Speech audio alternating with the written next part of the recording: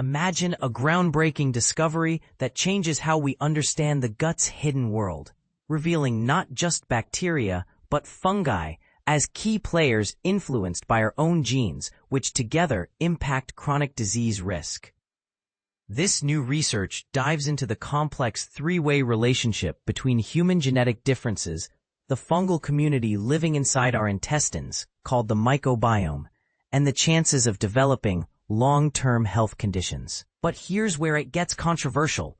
While scientists have extensively studied bacteria in the gut, fungi have largely been ignored, despite their potential importance. Could this oversight mean we've been missing a crucial piece of the puzzle linking genetics, microbes, and disease? A recent genome-wide investigation conducted by a team at Penn State's One Health Microbiome Center marks the first time researchers have uncovered concrete evidence tying together variation in human DNA, differences in gut fungi populations, and the risk of chronic illnesses. Published in the open-access journal PLOS Biology, this study expands the field of microbiome research beyond bacteria and archaea to shine a spotlight on fungi, an often overlooked yet fascinating part of our gut ecosystem. Gut fungi have been the wallflowers of microbiome research, says Emily Davenport, assistant professor at Penn State and co-author of the study.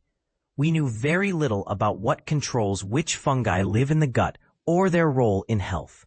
Now, for the very first time, our data show that human genetics actually shape the fungal residence in our digestive system.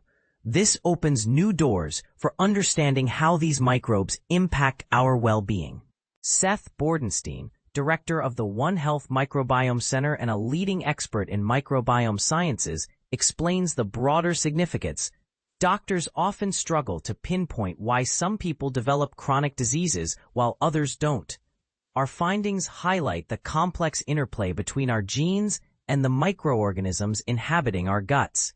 This understanding has huge potential to revolutionize personalized medicine, improving how we diagnose and treat chronic conditions by considering these genetic microbiome interactions. Historically, scientists believed diet was the main driver of gut fungal populations. However, the Penn State team challenged this assumption by conducting a comprehensive genome-wide association study, GWAS. They analyzed how different human genetic variants influence the abundance of specific fungi in the gut and how those fungal differences correlate with disease susceptibility. This approach allowed them to identify the genetic factors that govern the microbiome's composition. Emily Van Sciok, the study's first author and former postdoctoral researcher, describes the discovery process. This was truly a pioneering effort, using a smaller initial group for discovery and validating our findings in larger datasets.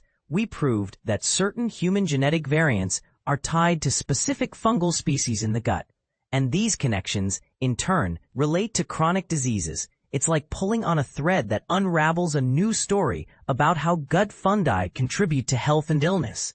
The research team utilized gut microbiome and human genetic data from 125 participants provided by the Human Microbiome Project, a National Institutes of Health (NIH) initiative dedicated to studying microbial communities in and on the human body. They pinpointed 148 genetic variants across 7 chromosomes associated with the abundance of 9 distinct fungal groups.